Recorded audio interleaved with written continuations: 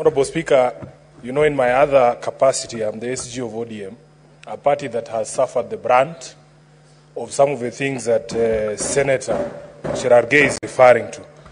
Mr. Speaker, there was a very public confession one time by the former Senator of Nairobi, the Honorable Mike Sonko, on what they used to do in order to paint the ODM party as a violent party whenever we would want to exercise our rights under Article 37.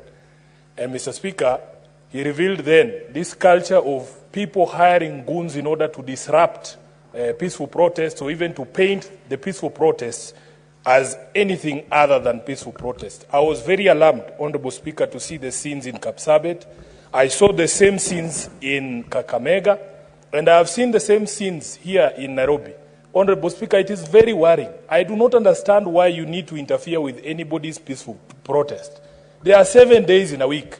If Sifuna wants to protest on Monday, you can very well pick Tuesday to show support or something against what I stand for. Honorable Speaker, what is even more worrying is that this happens in the full glare of the police and the security forces in this country. It is very disturbing, Honorable Speaker, that if the Constitution requires that anybody proceeding in a street, in a public space, should be unarmed, how can police just look at a group of people armed, openly armed, with rungus, with clubs, with other things, walking around in order to scare other people from exercising their rights under Article 37? Honorable Speaker, we must condemn this, and I am happy that even Senator Cherargei has gotten to a place where he can agree with the SG of ODM that this is not right and it needs to stop. Honorable Speaker, that's what I'm saying. I am very happy. So I want to support him and say that nobody should fetter on any other person's right to peacefully protest. It doesn't matter what your cause is. I don't have to agree with your cause. If I don't agree with your cause, let me sit at home and wait for the causes that I agree with to take me to the streets. But it is very unfair. And Honorable Speaker, although I have heard people sing praises about the cabinet secretaries that have been appointed, I was a bit disappointed with the cabinet secretaries that were reappointed, especially in the security sector. Because I personally don't believe that we are going to see any change in philosophy. Honorable Speaker, we need to see police reforms. We need to be able to secure these rights under the Constitution. If the same brains are the ones that were present when we were seeing goons in Kapsabet and Kakamega, what expectation do we have really that there's something that is going to change? And I want to say this as a senator of Nairobi. I will never judge anyone going to the streets for any cause, because I have been there myself. We have pushed for many things that are being pushed for even by the Gen Zs right now. And it is within their right. So for the police to allow people to interfere with them, Honorable Speaker, for me here in Nairobi, people just see me these days. They don't know how much I've suffered. Honorable Speaker, there was a phenomenon here in Nairobi called Nairobi Business Community. Those people, Honorable Speaker, used to scare us so that we cannot go to the streets. And I don't see them anymore. I don't know if their business is closed. I don't see them anymore. They used to be deployed specifically for Maandamano that is championed by ODM and the opposition.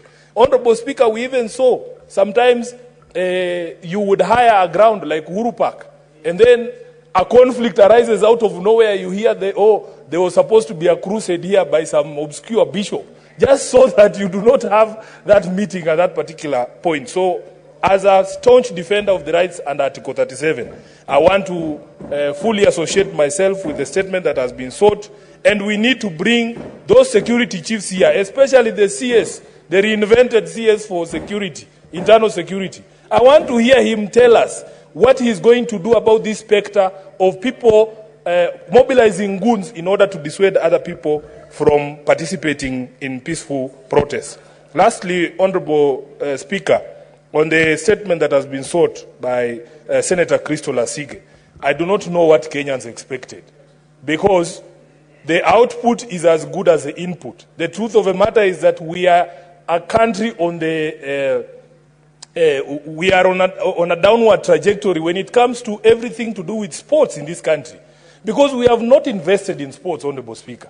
When Senator Veronica Maina talks about the stadium that has been built in Rwanda, do you know, Honorable Speaker, that the last meaningful national stadium or international stadium that was built in this country were built by President Moi? They were built by President Moi. Successive regimes since Moi built as Nyayo Stadium, and build us the stadium in Kasarani. We have never done a structure to that level.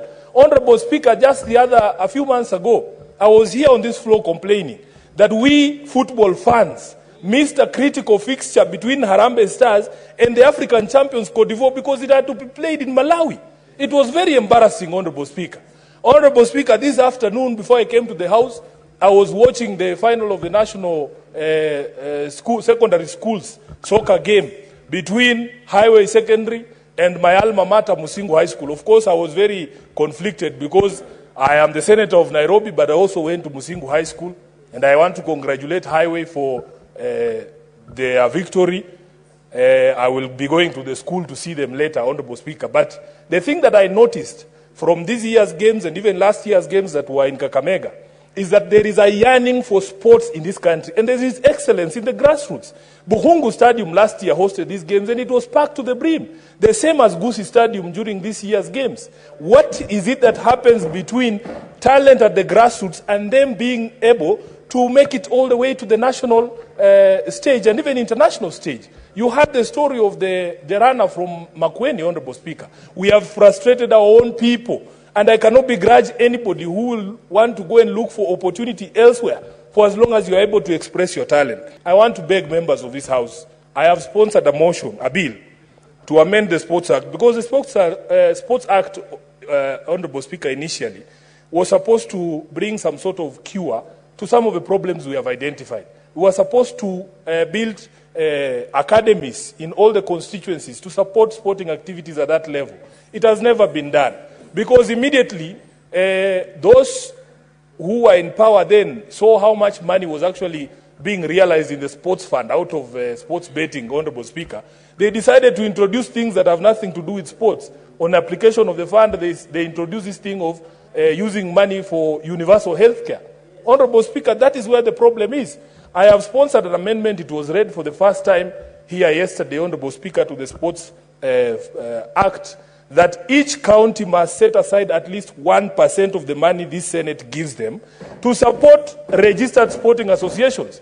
And this thing was triggered, this idea was triggered by an experience I've had, and I'm sure every member in this House has had.